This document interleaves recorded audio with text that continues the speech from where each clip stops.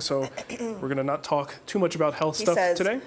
Don't talk about health. No, actually what I said was keep the health talk to a minimum. You're going to anger that one guy. That one dude on YouTube. That I had to go off on a couple people on YouTube who endeavored to give me business advice and comparing my channel views on the Offcuts channel to other people like, what's his name, Chris Salamone from Four Eye Furniture and That's why it's called Offcuts. Samurai Woodworker. I'm like, the extra, guys, look. Extra stuff. I created this channel specifically so I have a safe haven for me to talk and yap and run my lips. And you're going to come over here and give me crap about it? You should not be doing that. You could piss off, you Mr. Guy. Sorry. So Christmas happened. I'm sorry, I can't really look at you. It's okay. You look like one of the early Batman movies where they had him in the cowl that was bound to his shoulders and he would look up the bell tower like this. It was very realistic. I know. But I got you a present that I wanted to show everyone. And I wanted to thank Chris Taza from Wolverine Custom Woodcraft. He's in Canada. And he has shown... Canardia? He's a Canardian. Canardian? Okay. He's shown a few of his branding irons on our Facebook community page. And I'm like, I think I will buy one from him. And I did. What's great is, I want to say thank you, Chris. Yeah, thanks, Chris. Amazing. It's crazy because at this point, you know, over a decade into this, this is clearly work. It's a job. It's a business. It's hard for Nicole to find woodworking-related things that I would get that I would be excited about as like a gift, right? And this is a good one because I haven't had a good branding iron in a long time. So it's got our logo on it. Says Wood Whisperer. I cannot wait to start branding our children with this. No. Oh, I mean the dog. No. Oh, it's not a cattle brand? No. Okay. You could brand your Rubo. I will brand the Rubo. Yeah, so that's pretty cool. Branding irons are awesome. So. Okay, good deal. We have a couple of posts on the community page as well. I asked everybody to show what they made. That post has over 800 comments. It exploded. It was like, so if you want to see some really cool ideas for gifts, that is a good post to take a gander at. For sure. So. Well, that's great. Yep. Okay, also thanks to Jen and George. This is the t-shirt I got last week. It shrunk a little. It did shrink a little bit. It fits me very nicely, though. A little snug. It hugs my flabby pectorals just the way I like it. It's almost supportive in a way. But yeah, it actually is a great shirt. Thank you so much. So I've got some questions here. A couple things, like examples. Yeah, Patreon. Have people, you might want to just... That's a great question, Nicole. We're a little off. Well, it's the holidays. holidays. You just blame it on the holidays. I'm having a computer problem right now as well. Oh my gosh. I tried to do an upgrade. I don't think it's a computer problem. I think he just wants to get away from the family for a while. Maybe it's a Marc problem. But yeah, I just compute on my editing machine, and I'm just having like issues, and it's technology. I gotta go spend time in the office. Look, I'm gonna need to work this out because if I can't figure this out, we can't make money. It's a good excuse. You're right, I haven't done Patreon thanks in a while. I know. Let me go through them really quickly. Uncle Don's Woodshop, Kevin Windsor, Casey Boyd, Christopher Fink, Jeff Clement, Josh Mulliver, Urshan Rajput, Bob Snyder, Mitchell Lee Winter, David Hartman, David Hunter, Jeremy Combs, Donald Schmitz, Chris Nicholson, Chris Sarsa, Brad Ferguson, Jack Ernst, Kenyon Washburn, Steve Williams, Michael Bordeaux, Jordan DeMoss, Andy Goodwin, Colin Smith, holy smokes, guys, Ron Kuderbach, Don Fogel, Jeff Grant, Derek Anderson, Peter Anderson, Grant and Deb Ramsey, and Jay Grassy. You've said some of those are repeats. So double your pleasure, my friends. I usually delete them out. When he's in a guild build, all bets are off. Yeah, my brain is on a whole different level. He's so laser Especially toward the end. Oh my gosh. Toward the end of a guild build, it's rough. The jewelry box isn't out here, so you could show everyone. Oh, you want me to go get it? I'll go get it after. Let's answer a couple questions. I'll go get it. You answer questions. Okay. I don't need to answer questions. Yeah, go grab it, and don't drop it. In my gimpy arm. Yeah, carry it one-handed. Here, be careful. I will be fine. I'm going to take this off. Okay, I'll see you in a few. So our good buddy Yoso wrote in. He said, I just bought the Veritas Inset Vise. Go to Lee Valley's website. You can look that up and see what it is. As a tail vise for my workbench, as my bench is only 1.5 inches thick. I also bought a bench pup and will drill dog holes into the bench. My problem is that normally a tail vise would be installed on the right-hand side of the bench. That's where mine is. for a right-handed person, but that side of my workbench is awkward to get to as there's a server rack and I would need to move every time I need to use the vise. Is it okay to install it on the left-hand side of the bench and plane into the vise instead of into the dogs? The truth on this one, I don't know. A lot of it comes down to how this vise is made, but I could speak very generically about the way vices are intended to work in this case. The idea behind the orientation of the tail vise is that you want to plane into the wood, right? So if you have your bench set up in such a way as a right-handed person, you're coming across this way, I would be planing into my dogs. All right, and then the vise is only providing back support. It just has to provide a slight amount of pressure, but all that force and all that weight is going into the wood and not into a metal mechanism. Got it? Okay, we're good. So if you are planing into the vise itself, you're putting a lot of strain and pressure on the threads, on just however the mechanism is built. You're putting a lot of strain on those metal parts, which could lead to bending, tweaking, warping. Stuff can happen, and I don't know how much that particular one resists those things, but it is something to be concerned about. If you aren't doing a whole lot of heavy-duty planing, you know, you're no Shannon Rogers or what's his name? Roy Underhill. Here, let me unmute you. Oh, okay. Ready? If you're not dedicating yourself to hand tool work, it's probably not that big of a deal because you're just doing maybe finish passes with a smoothing plane, and that's not going to require a whole lot of force. You'll probably be fine. Okay, but again, it kind of depends on the type of work that you do. Should I show the jewelry box right now? Go for it. What do you think? Want to see the jewelry box? Too bad, you're going to see it. Whether you want to or not. So this was just a blitz of activity toward the end of the project here just to get this done. The videos are still coming out in the guild, but I just wanted to get it done so I could focus on family and have a good Christmas vacation, really. So let me pan down. I'll show you guys the results of me busting my hump. Do-do-do. La-da-da. La-dee.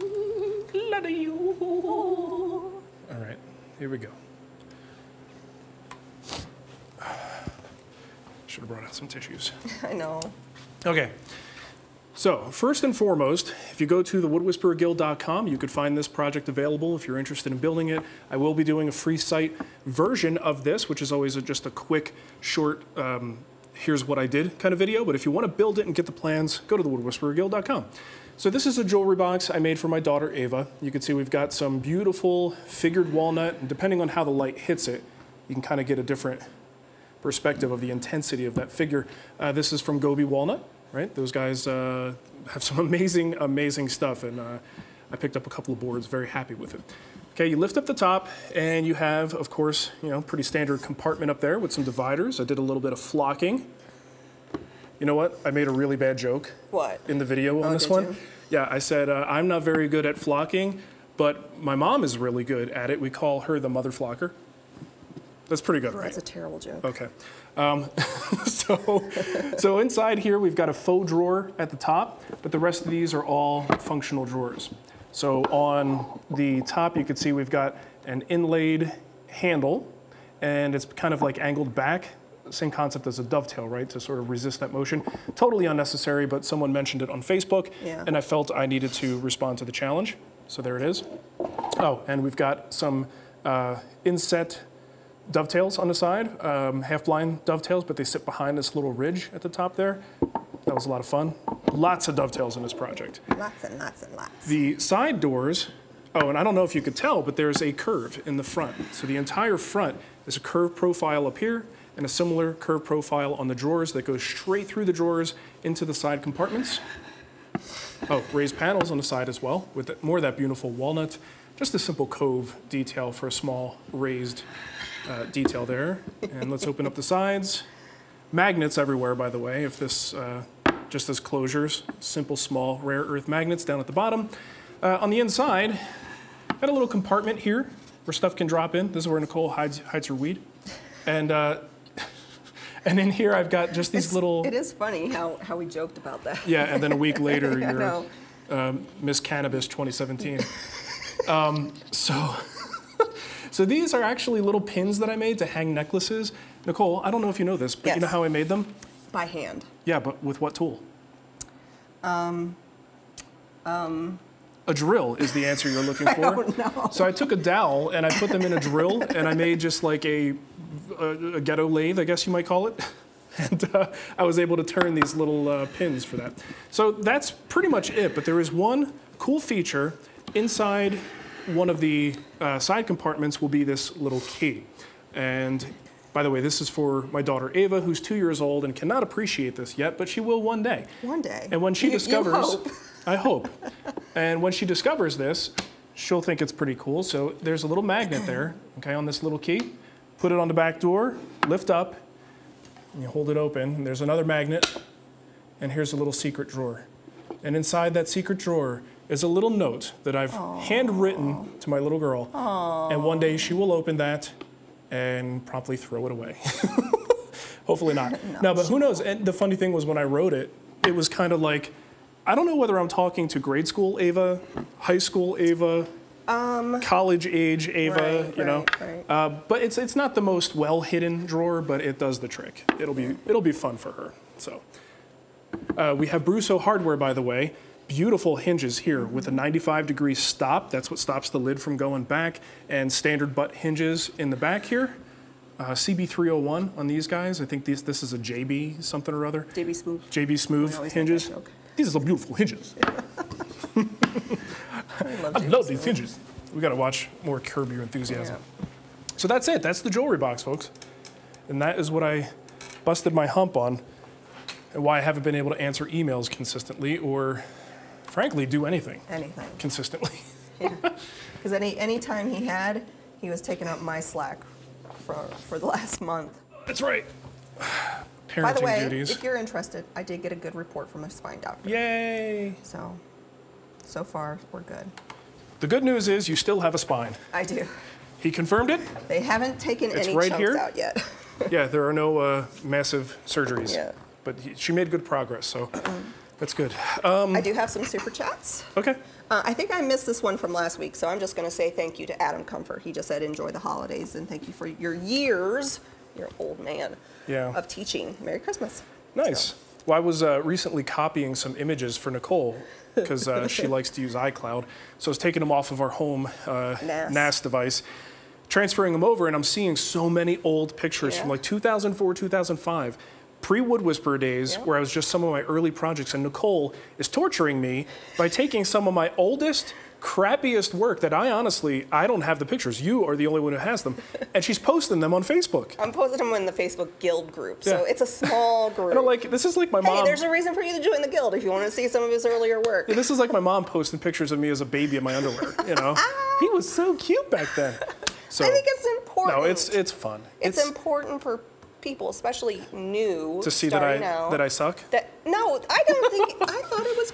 There's a couple of them that are kind of bad. You're lucky I don't have the first bookcase you made. You're lucky you don't have the first bookcase. No, you're lucky. Yeah, another super chat before I resume my questions. Waldvogel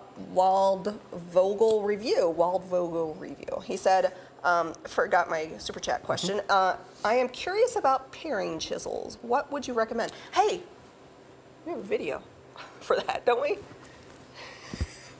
I don't think I have one on paring chisels. I could have swore I had I have a video on using paring as a technique. Okay. But it wasn't focused on the hardware. It was just kind of what I do. And here's the thing, I don't really have any paring chisels.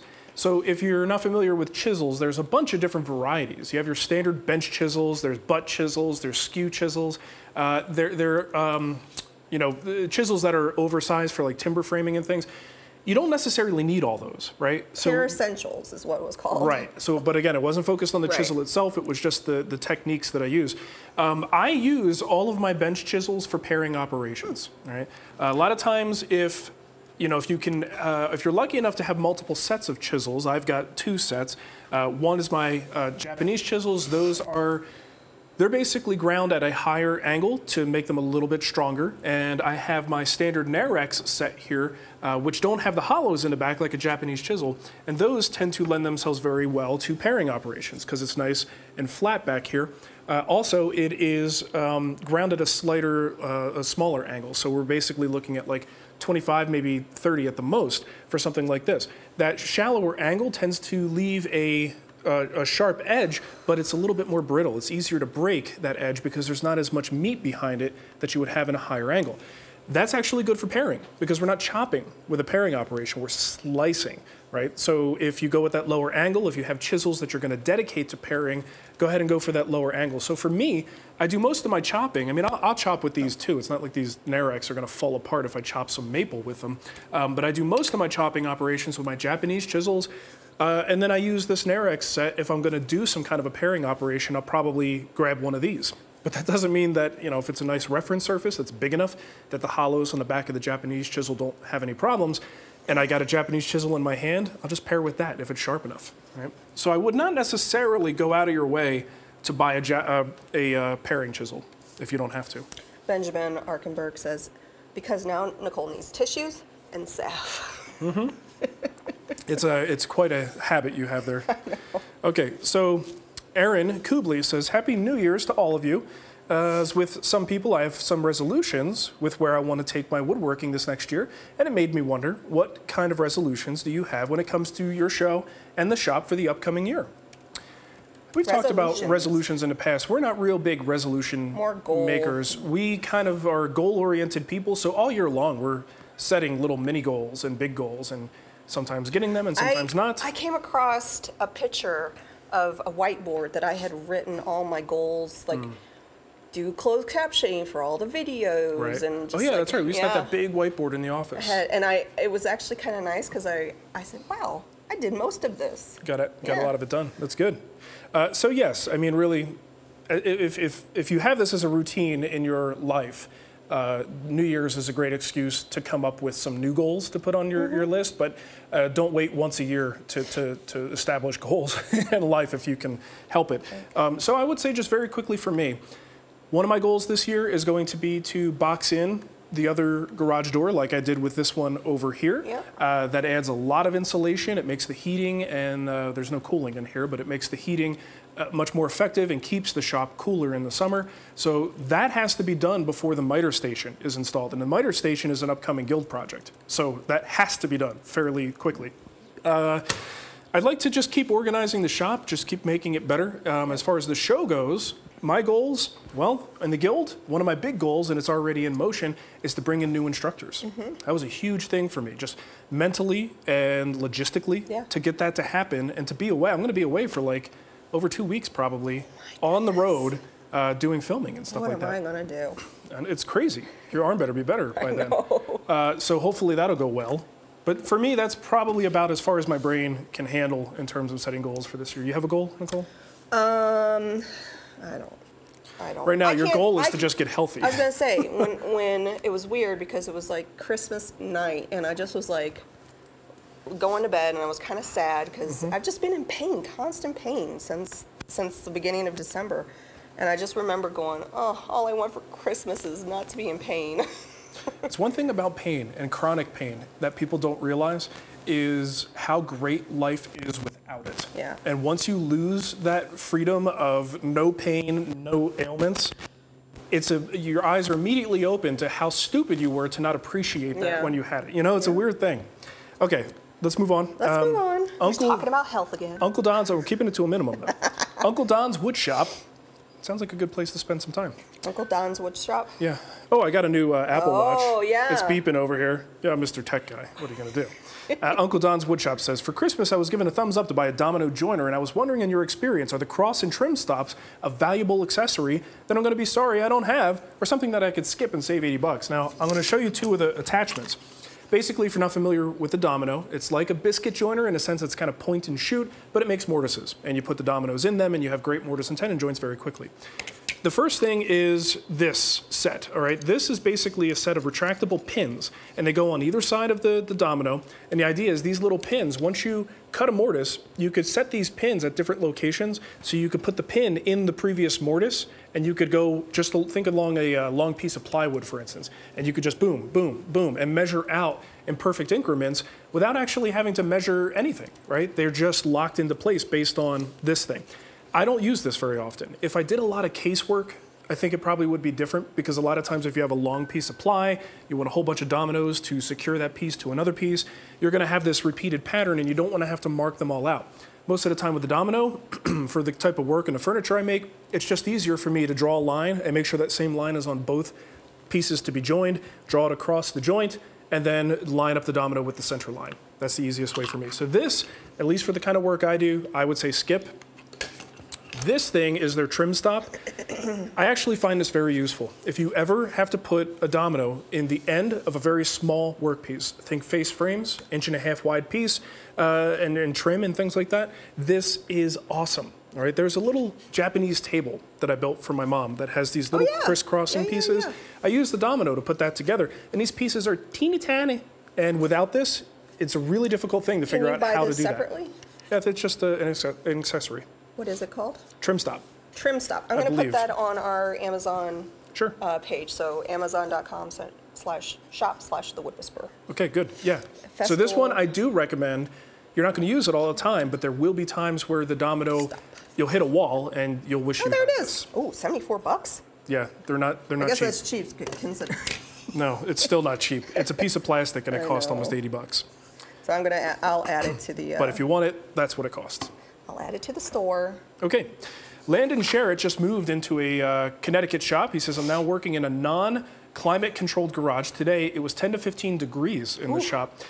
I was wondering, is there anything that changes with temperature aside from gluing and finishing, which will be done inside? Also, what's the worst environmental conditions you've worked in, aside from being subjected to Cremona for long periods of time? That was the worst. It was not the worst. So, with the cold temperatures, I think, you're talking about glues and finishes. That's definitely the first thing that comes to mind. But also with temperature changes, you have things happening with moisture. And it could be condensation. There could be other things going on. So you should be aware and sort of cautious about rust. Right? So any of your metal components, just depending on how the temperatures change, what happens to the metal as it cools and heats up throughout the day, you should definitely be concerned about rust and make sure you have good rust I'm going to try to get these words out. Good rust preventatives on all of your metal surfaces if you can. And do what you can to try to keep the temperature up. And insulation is your first thing if you could choose what you do. There's actually a question. Let me skip ahead a little bit here because it kind of relates to the same thing. Stuart Johnson says, this time of year when the temperatures vary from 20 to 55 humid degrees, rust is a constant problem and happens overnight. I seem to be able to handle it on the machinery, but hand tools are a different story. What's a good way to treat rulers, chisels, and other similar tools? Patina on a table saw is one thing, but patina on a start combo square makes it hard to read. So what I would probably do, and keep in mind I live in a fairly dry climate and have for a long time now between Arizona and Colorado, so I don't really have to worry about it too much, but if I were concerned about this, I would probably get some of that jojoba oil. There are a couple different oils that woodworkers tend to use on their hand tools. You just put a little bit on a rag, wipe it down, and that oil layer is pretty good at preventing rust. Wax is also a good option, so if you have a good quality wax that you like to use, coat those surfaces with a little bit of wax, and that's a pretty good preventative measure as well. I'd probably use the wax on the rulers and things like that, more so than the oil, just because who wants oil on their rulers? It would be kind of weird. But wax should help. May not be perfect, but it should help. Okay. Okay. Do you have anything you want to interject here? Since you were just talking about temperature, Novocaine 009 said, do people insulate the garage door? And Jason Christensen said, how frequently are your heaters running and how much is it costing you guys so far this winter? And this is coming up constantly. What's the average temp there in Colorado right now? So I was going back to my bill pay because I'm not paying, my bill went down. Well, I wanted to get that information from the power company. I'm going to do a little bit of an analysis to look at this last year's profile, when the heaters were installed, and how it's affected our bill. And just gut feeling, gut reaction from Nicole, who is the one who sees the bill, it hasn't really caused any problems. Now, truthfully, it's only been the last month or so that these heaters have been on fairly regularly because the temperature went down. It's been like 50 and 60 all fall and going into winter. So in October, 198. In November, 226. And then December was 287. So, I mean, it's going up a little bit. It is tracking up. But again, it's not $500. But we also have, that's the thing, we haven't been here long enough to separate what is normal, like heating the house, right? Here's a lot of my bills. No, what I'm saying is it's costing us more money because we're also heating our home. Well, this is interesting because January of at the beginning of this year, it was $493. I'm curious to see what next month's bill is. Well, see, that's a good measurement, though, because did I have the heaters installed in January? I don't. So this is why I'm going to have to look at this and see if I could get any useful info. I don't know. Obviously, electric heaters are going to cost us more. It's just a question of how much. It's not, you know, I mean, again, this is a business for me, so that is just a cost that I'm just going to have to And we suck also up. have like a ton of people in the house and all that The hot crap. water heater is cranked up to facilitate everyone getting a warm shower. I mean, I don't think it's going to be that high, though. We'll see. Joseph Lapolito says, when gluing up a thick top for a counter or workbench where the component boards are glued face to face like a Rubo top, what does that orientation mean for wood movement? Does the wood expand and contract less laterally versus vertically? Okay, pretty simple here, and I've got an example to show you. So here are a couple of sample boards, and what he's talking about is when you glue them together. Now we're assuming these sample boards are flat sawn or plain sawn. So the grain is running this way, right? The orientation of the original board was like this, and I just cut these pieces off the ends. Okay, so when you glue these pieces together, and then you use this to make, you know, some kind of a larger surface or a bench top, and you're orienting them this way, what you've essentially done is created sort of a quarter sawn surface, right? So you've taken the boards from this orientation and you flipped them up. Now these boards are like quarter sawn boards, and the grain is now running vertically, like so. So that does kind of change things a little bit. In a workbench, it does make it a little bit more stable, right? So you're not going to get as much expansion as you would normally get across the width. So that's kind of what, you know how generally people say quarter sawn stock is not going to move as much as flat sawn stock. Well, when you take a flat sawn board, turn it 90 degrees, you're essentially creating a quarter sawn orientation, and that does stabilize it across the width. All right. And as far as what it does to the thickness, which is the orientation that would normally move the most, you're only looking at a couple of inches, so it's not going to move very much that way either. All right. So that's kind of a good. I don't know if it's why we do that with workbenches. I think it's just one of the easier ways to get a stable orientation and also get a nice thick top out of it. Alex Takajana, are you still doing the miter station build? If so, will it be on the free site or Just guild? answered that earlier. Oh, sorry. Never mind. We have a video for that, and you're watching it right now. If he's late, yes, we are doing it, and it is in the guild. Vincent Guggen says, hello, Nicole and Mark. I got a Leigh dovetail jig and an Incra LS positioner for you. Which one is the best tool for the dovetail, and why? Okay, I can only say that I haven't used the Incra to make dovetails. It supposedly is fantastic at it, and I've got a whole book that came with my router table that shows me all the cool things that I could do with it, so it's probably absolutely awesome, but I've never used it for that. The Leigh dovetail jig is a purpose-built dovetail jig. That's all it does is dovetail joints. So I don't know for sure. My gut says that it is probably maybe a little bit easier to use because you aren't able to do anything else. You know, a lot of times a purpose-built thing is going to be a little bit better or easier to use than one that's a multitasker. But that said, according to the literature, you can do some amazing things with the Incra. So I can't really give you a firm answer on that. Maybe someone in the chat room can give you an opinion. So it's basically the Leigh dovetail jig versus the Incra positioner for making dovetails. Right. You know, your best bet, grab some practice boards, get the manuals, give it a shot, see what the difference is. Yeah. Got some super chats. Ness G. Hi, Ness. Yo, Ness, what up? She stays up late with us. That's crazy. Good day, Spags. Thanks for a great year and even better 2018. You guys are the best. Crossing my fingers and toes that I get to meet down under in 2018. I will have the Tim Tams ready. Happy New Year, all. Aww. Thanks so much, Ness. We appreciate it. We're looking forward to it, too. Wow, I got a lot of questions. I may not get to all these. Well, just keep going. Okay. So Ben Attenberg says, I am potentially looking at upping my game. If I do so, I'm going to do it right and step into a complete system. Festool sounds like it's far and away the winner in this discussion, but if it isn't, I'm open to suggestions. So my question would be, A, would that be your recommendation? And he has another part, but I'll answer that first. I do think if you're going into a system approach and you want to invest in a particular company where the tools really play well together and you've got some extra money, yeah, Festool's fantastic. If you're taking that system approach, honestly, I don't think any company does it better. You know, like once you're in that area, you have all the components, you have the VAX You've got all the different tools. They just play so well together. I think it's a good investment. I don't really think there's anything comparable out there right now.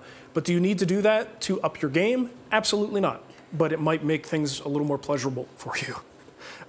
Part B, he says, what are your most used sanders? My understanding is that you may use something like the Rotex for prep sanding and then one of the other sanders, such as an ETS 125 for finish sanding. You know, I don't really use the Rotex very much. The only time I use the Rotex is maybe if I'm doing an end grain project, like an end grain cutting board is a great time to pull out the Rotex. If I need really aggressive sanding on a rough board or something, that's when I'd use it. Most of my stuff is processed through a planer, jointer, and then brought to the workbench. And there's just no reason to use the Rotex there. So I use the ETS 150 line of sanders, and those are fantastic. I just don't need anything more aggressive than that for standard woodshop work. Where am I here? To be most versatile, if I looked at a domino, would it be smarter to get the XL and then use the adapter to get the smaller sizes? So I actually have an article on this that I wrote a long time ago. If you're looking to be the most versatile, without a doubt, get the XL, get the attachment from whatever their name is, I can't remember. They make an attachment for the smaller cutters. Tool nut? No. Oh. And if you, I don't know. That will give you the most versatility. The problem is the XL is big, and if you're going to use it a lot, if you're doing the kind of projects I do, most of those projects are satisfied by the standard domino. And it's a smaller unit, so it's a lot easier to maneuver around. It's a lot more fun to use because it's not as fatiguing on the hands. But it's less versatile because you can't do the larger sizes with it. So that's kind of a you decision.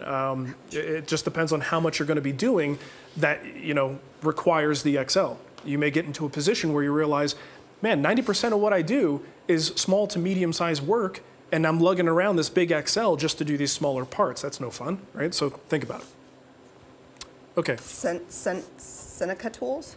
Seneca, thank you. Mike Smathers. Thank you, Mike Smathers. So Jeremy Miller wants to know, while we're on the subject of Festool, he is asking about the boom arm attachment. If you've seen that in my videos, it attaches to the vac, goes up, and basically just keeps your power cord and your vac hose up high. And he says, am I the only one that thinks this thing is a pain in the butt? Because it knocks, a lot of times it's easy to knock over the vac, just kind of gets in the way. And I'm going to agree with you on this, Jerry. I think it is kind of a pain in the butt, but every time I think about taking it down and not using it, I then start to think about, well, now I have a hose to contend with and trip over. Now I've got a power cord that I have to manage. So I run into the same issue as you, where I don't necessarily love it, but when I think of life without it, I start to think that that's actually the worst situation. So I still use mine, and I still like it, but I also fight with it a lot. So you're not alone. All right, man, plowing through these. Let's see, David Hunter, I'm building a work desk for my wife. First time I've tried doing mortise and tenon joints. Cutting the tenon was largely a breeze with the dado set, but the mortise came out poor. On one side, the edge is nice and uniform. On the other, it was quite rough, in spite of using a router guide jig. Is this normal, or is this a problem of inexperience? This is a problem kind of like a golf swing. Like, I need to see you do it, and I need to see the results specifically in pictures to know what may have happened and what you might be able to do better. But ultimately, with a good, sharp spiral bit, taking your time with some kind of a guide, you should be able to get decent results. And even if the inside of that mortise wall is a little bit rough, that's fine. Glue is gonna, as long as it's, you know, fairly secure and you have good wood contact, I wouldn't worry about it too much. But if it's really mangled, yeah, something's wrong, but it's hard for me to tell you what that is. Did you put a link out saying that there was a couch sale? No. So I'm trying to keep up with Facebook. Number one, I just can't. I can't with Facebook. They won't let me pause the video, and the chat never lines up. I can't keep track. Yeah. But a bunch of people were saying, how much for the couch? And somebody said there was a link saying there was a couch sale. So who? No couches here, just woodworking. There's no couches. Although that's funny. We do have a home theater couch with reclining this tool talk seats. is a little boring. Well, Jason, you might want to move along. What did he say? He said the tool talk is a little boring. You know it's boring? Reading Jason's comments. That's why we don't read them. Okay, so... Right. I'm not looking at Facebook anymore. You guys are goofs. A bunch of goofballs. I would like to know about this couch, though. It's just it sounds like a very nice couch. Trolly. Hey guys, this is Mike Davies. I don't have a question, but I wanted to take a second to wish you all a best 2018. I genuinely hope next year gets much better for you, as last year did for me. I guess he just found woodworking as a hobby. Channels like yours help me improve. People like you two supporting this amazing community. Well, thank you, Mike. We really appreciate that. You the man. Last question I have is from Terry. He's asking about blades, table saw blades, and he's asking questions about like rake angle and hook and all these other things. I'll keep this very simple. I don't pay attention to most of that stuff. You don't need to. If you want to geek out on what table saw blades do, what the orientation of the teeth do, you can definitely do that. But I'm not interested in it. Generally speaking, I look at my table saw blade in a very simple way. There are rip blades, there are cross-cut blades. These differ primarily in the number of teeth. You could buy a glue line rip, which is a blade that supposedly gives you a cleaner cut, but you know, test for yourself to see if it actually does. Your cross-cut blades are going to give you a cleaner cut on cross-cuts because they have more teeth, but if you do big rips with them, they might burn a little bit. It might be harder to push the material through. That's really it. Now there are specialty blades like square tooth grind blades. I've got one of those from Forrest that's great for joinery tasks because the teeth leave a nice square edge, unlike an alternating bevel blade, which is what most of the other ones are, that leaves a little bit of a ridge line in the bottom. So again, I just keep it simple. And if you want to keep it really simple, you get like a 40-tooth combo blade, and that's all you need, right? As long as you are, careful with what you're cutting and you're not cutting super thick stuff, you should be okay with that. So I would not overthink the table saw blade thing. What else? William Patrick said, I saw the Fuji guys were there a couple weeks ago. Did they leave any gifts? No. And I didn't get a chance to see them because I went to the doctor's. I went to the ER. That was the day I went to the ER. Oh, that's right. Oh, gosh. Fuji guys came for a visit. People just sometimes are in Denver for whatever reason and stop in to say hello. So the Fuji guys came to visit. The Arbor Tech, well, not guys, it was one guy. Joe from Arbor Tech came to visit. So yeah, we had some nice visits with people, and they, not really for any other purpose, just then, we've had business relationships with them. So it's nice to meet them in person or say hi, shake a hand. You know what? So there's 2 days left to enter the giveaway. Ermagerd. So at the end of the month, I'll be giving away a PM 2000 Powermatic table saw and a Fuji Spray Mini Mic 4.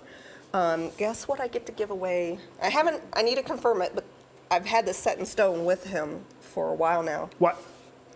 An Oneida system. Oh, really? Yes. Like a Dust Gorilla? I think so. Hey-oh. Oh man, that's a good prize. Yeah, so I have to set it all up, but that's January. Knocking it out of the park, Nicole. So, all right, I am done here. I have quite a few super chats. Oh boy. Stumptown Woodwork says, Happy New Year! Happy New Year to you. Randall Schultz, I have a huge stack of beautiful curly maple and cherry that I picked up for pretty cheap from a guy. Not a girl? From a guy. From a guy. Just a guy. Just a guy. I'm wondering if you can recommend a good project to use some of this in for the guild or other. What are the two woods in the jewelry box? Walnut? Mahogany and walnut. Mahogany, yeah. Okay. I don't know. The wood is like paint, right? So whatever paint color you want to use on a wall, projects are kind of the same way. How do you envision them working out on a project? I mean, something like that I could see like a table, a nice end table, anything, or a Nicole. sofa table. Anything. Something that would highlight it. Anything. I know you're trying to help, but anything. Anything, Randall. Honestly, yeah. What do you need? That's it. What do you need? What do you think would look good in your home? And then see if you can get the woods that you just purchased to look good in either combination or separately in that project. It's very hard for me to give you a specific project recommendation based on the fact that you bought some boards. David Satosky? Sure. Sorry.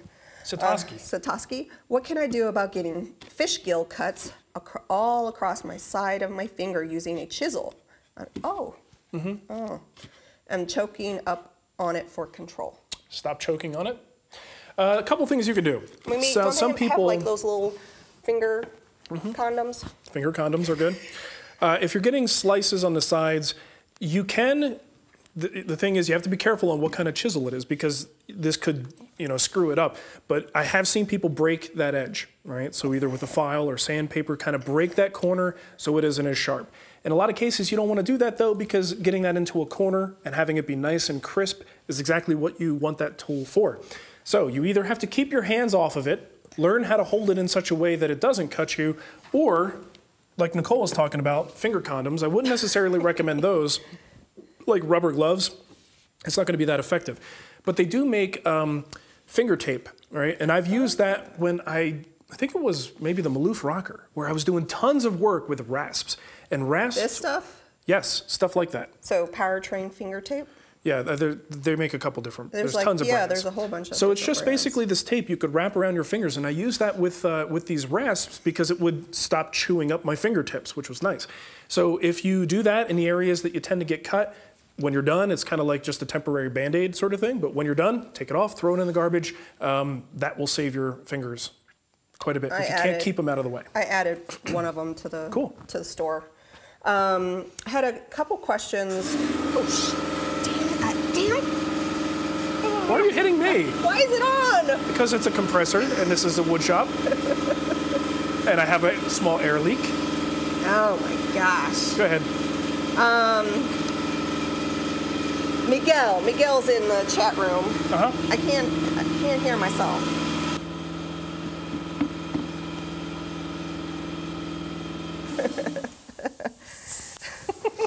Oh my goodness. I just love when it scares Miguel was asking about, where questions, because he has a question, I'm going to read it. Yeah, sure. But basically the process for Friday Live is if you're on Patreon, so patreon.com/thewoodwhisperer, I think it's at the $5 level. Every Thursday I go on there and say, ask questions, and that's where these questions We say, you got questions? So these are the first ones that we read, and then I try to just kind of pull. Today was the first time I ever went into Facebook. Yeah, that was it's just hard. They make it difficult for really, this type of environment. But everything comes from YouTube. Most of my stuff comes from YouTube, and of course the super chats, they come in. That's a YouTube thing. That goes to the top as well. So I just kind of try to. It's a very fluid experience. It is. Sure. But Miguel did have a question. He said, more of a PSA. He said, I recently started using a SpaceMouse with Sketchup, and I must say, it's a night and day difference. I highly recommend it. Is this something everyone else already uses, or am I way behind? The hell's a SpaceMouse? I have no idea. It sounds like... I can tell you I don't use one, because I don't even know what it is. A SpaceMouse. What the heck is a SpaceMouse? Oh, it's a cool, like, 3D, fancy. It looks like it's like air hockey. Yeah, right? Puck. That's exactly what it looks like. So, well, there you go. Okay, well, Miguel, if you have a recommendation, let me know, and we'll check it out. Cool. Cool beans. We have some more super chats that came in. All right, let's finish up the super chats. I know. I have to refresh. Sure. Robert DeVries. Here, buy some dish soap and find the find the air leak. That's. But Bob, then I'm going to have to actually do some work. Yeah. And it's a whole thing. Then I'll get dishpan hands. Dishpan. Then I'll have to call Madge and let her know that I soaked in it. So Chet had asked about the 2 woods on the jewelry box. I did grab a couple questions from Facebook.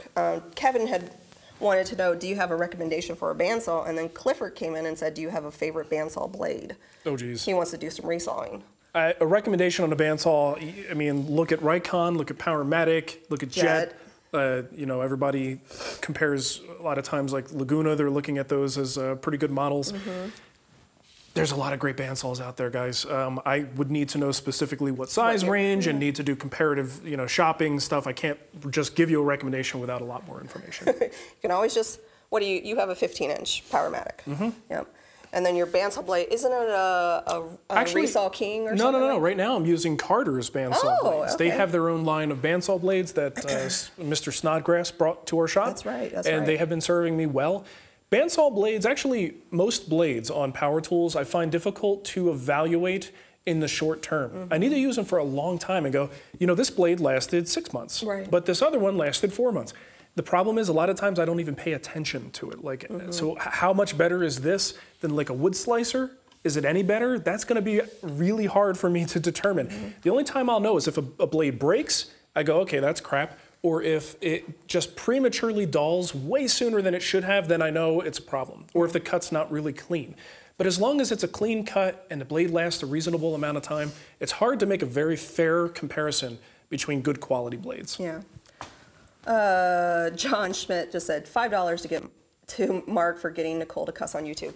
Did I? I think when oh yeah, when you get scared, you always go shit. I think that's what you said. I probably did.